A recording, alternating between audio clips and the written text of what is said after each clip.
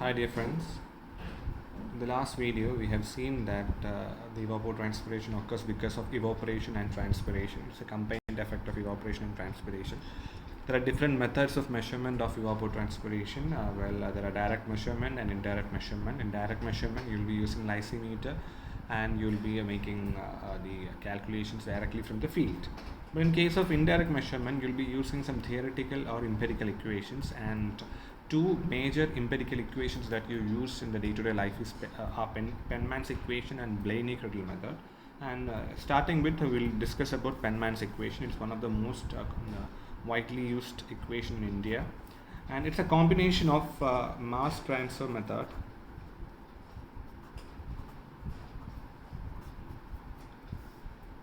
and energy budget equation. See, don't get confused with this. These are two concepts. In fact, for measuring evaporation, we assume that the actual measurement of evaporation can be done using evaporimeters or evaporation pans. There are instruments, and there are some underlying principles on which we'll be finding some empirical equation for evaporation, some Bond's equation, Rohr's equation, Mayer's formula, different formulas are there. So all these equations, all those equations were derived on the basis of some assumption, some theory, and those theory are mass transfer method and energy budget equation. So evapotranspiration also can be found using those theories, and this Penman's equation has been derived on the basis of the combination of mass transfer method and energy budget equation. So that's just a statement. Now to find Penman's or to formulate the Penman's equation, there's no derivation for it. The potential evapotranspiration. So Penman's equation gives the potential evapotranspiration. The Penman's equation P and E, you can relate it to the potential evapotranspiration. It is given by the equation A Hn plus Ea gamma divided by A plus gamma, wherein A is the slope of graph between saturation vapor pressure. The saturation vapor pressure will be in millimeters of mercury, it's a pressure, versus the temperature, and temperature will be in degrees Celsius. So the slope, so the unit of A will be in millimeters of Hg per degree centigrade. So that's how it varies. Now coming to Ea or Hn, this Hn is the net heat radiation. So the radiation, in fact, in this equation, since it's an empirical equation, you have to substitute it in the required unit itself. This is millimeters of waters per day, or you can write millimeter per day. So if more amount of water is getting evaporated, it means that much millimeters per day. It means the radiation will be more. If less amount of water is evaporated per day, the net heat radiation will be less. And Ea is a parameter that depends upon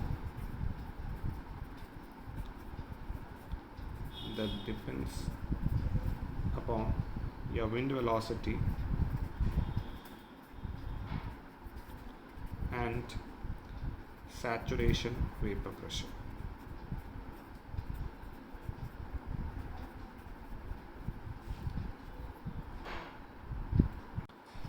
The value of Ea is given by 0.351 plus U2 by 160 multiplied by EW minus Ea, where U2 is the wind velocity at 2 meters above the ground surface. See, if this is your Earth's surface, at 2 meters above that you will be having a wind velocity. That velocity is shown by E2, and that has to be measured in kilometer per day. Whatever you are substituting, that has to be in kilometer per day. And EW means the saturation vapor pressure. Since it is in vapor pressure, it will be millimeters of mercury. And Ea is the actual vapor pressure, that also will be in millimeters per mercury. Don't get confused with the jargons that we are using here. I will be explaining it while doing the numericals. And gamma means a psychometric constant. Psychometric constant means something that is depending upon sun. and the value is taken to be 0.49 millimeters of mercury per degree centigrade. So this is these are the parameters which are used to find this potential evapotranspiration.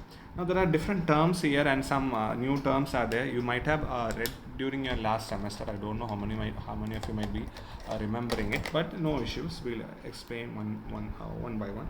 See, in the last semester we have studied about evaporation. There are different factors that is affecting evaporation. One such factor is vapor pressure. Then you have wind velocity. Then you have the soil and water temperature. Not soil, the air and water temperature. Air and water temperature will be a factor. Then the solute or the salinity of water,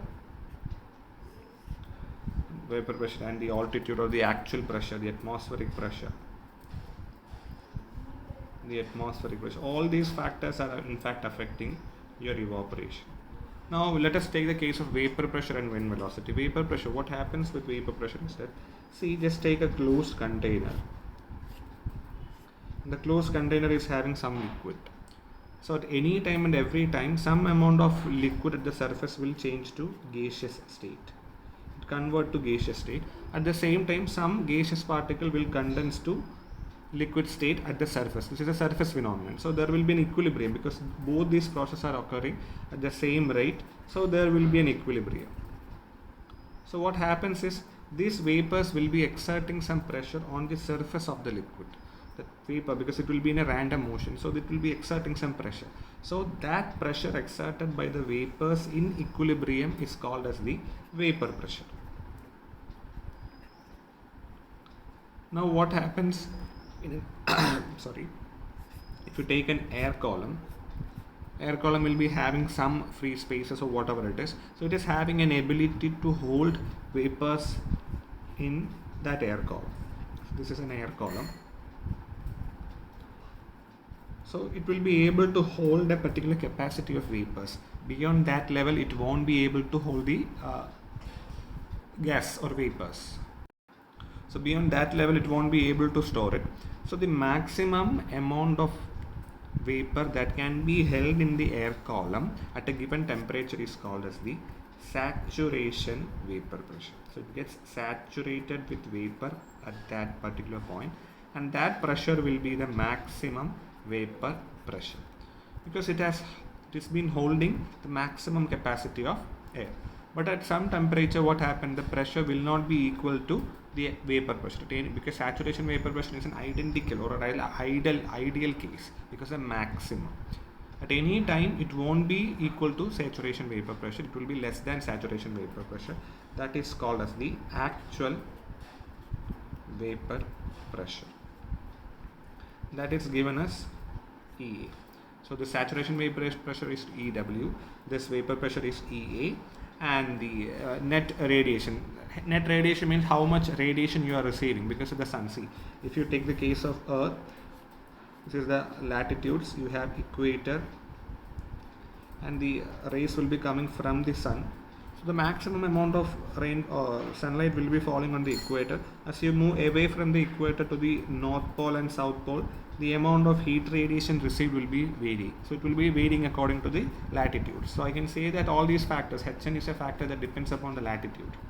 So Hn is the net radiation, and EA is a parameter that depends upon the wind velocity. See what happens with the wind velocity. If there is more wind, what happens? More and more amount of liquid will be getting evaporated. So that will be affecting evapotranspiration also. So EA is a factor which is depending upon the wind velocity, at the same time the saturation vapor pressure. And the equation for EA is given by this equation. So I hope this thing is clear. But what happens is during exam, sometimes this Hn will not be given in the question. Many a times what happens is they will be giving the value for Hn directly. And you have to find the value of A. A means it's a slope. So if you make a graph between saturation vapor pressure EW and the temperature in degrees Celsius, you'll be getting a curve. And the slope of that curve is called as A.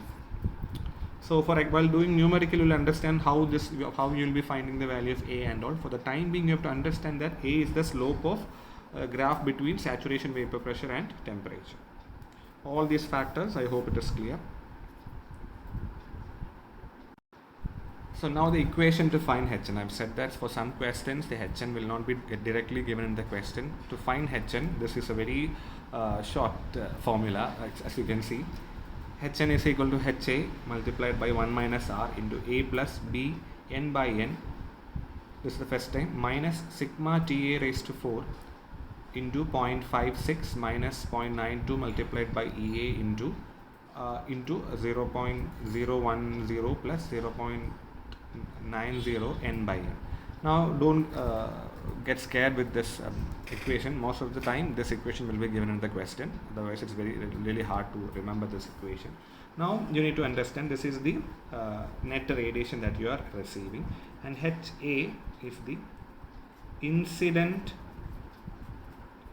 solar radiation outside the atmosphere.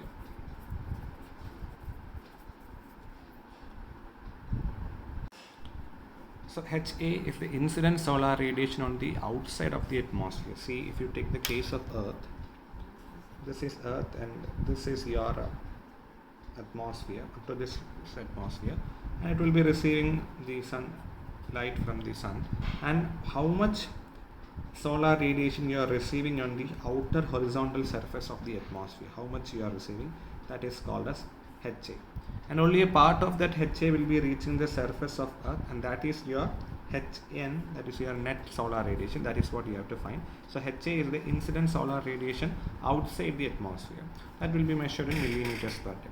And A is a constant which is given by 0.29 cos phi, and that phi means the latitude. See, if you take the case of Earth, you have different latitudes. At different latitudes the amount of radiation received will be different. So that A is a function of your latitude, phi is the latitude in degrees, latitude will be represented in degrees, and B is a constant with an average value 0.52. N is the actual duration of bright sun hours. It means at different location of Earth you will be receiving different duration of sunlight. And capital N means the maximum possible hours. Say for example, if they take the case of Kollam, where your college is, the Kollam will be having a maximum. We can expect that a maximum duration of sunlight hours will be 8 hours, but during the particular day when we are measuring, it is only 6 hours. So that's the difference. So this is the maximum possible, and this is the actual measured value on the considered day. That's the difference between small n and capital N. Capital N will be the maximum possible. R is called as the reflective constant. See, if your surface is different, say what happens is, if this is the surface, you have a pond or water body, and then you have a farmland which is cultivating wheat. When you receive sunlight, what happens? Some amount of light will be reflected back. The reflection depends upon the surface values, isn't it? Surface values. The amount of sunlight reflected, if it is water, will be different. The amount of sunlight that gets reflected when wheat is present in the land will be different. So there are different values of that. So if I have to say that for the close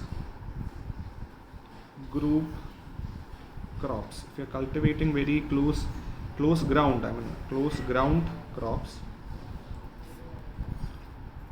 close ground crops which are growing very close to the ground, the R value or albedo value can be taken to be 0.15 to 0.25.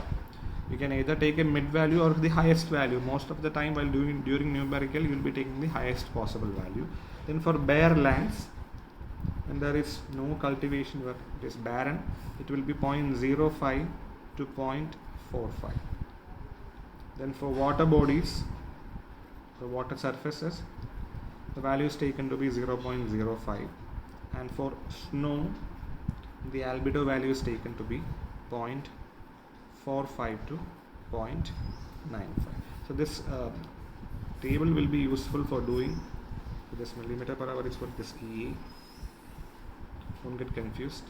For close ground crops, it is the R value is from 0.15 to 0.25, and for snow it is 0.45 to 0.95. So that's how you find the reflective constant. And sigma, here sigma is not stress, it's something called as Stefan Boltzmann constant. The value you should be knowing, the value is given by 2.01 into 10 raised to minus 9, it is 10 raised to minus 9 millimeters per day.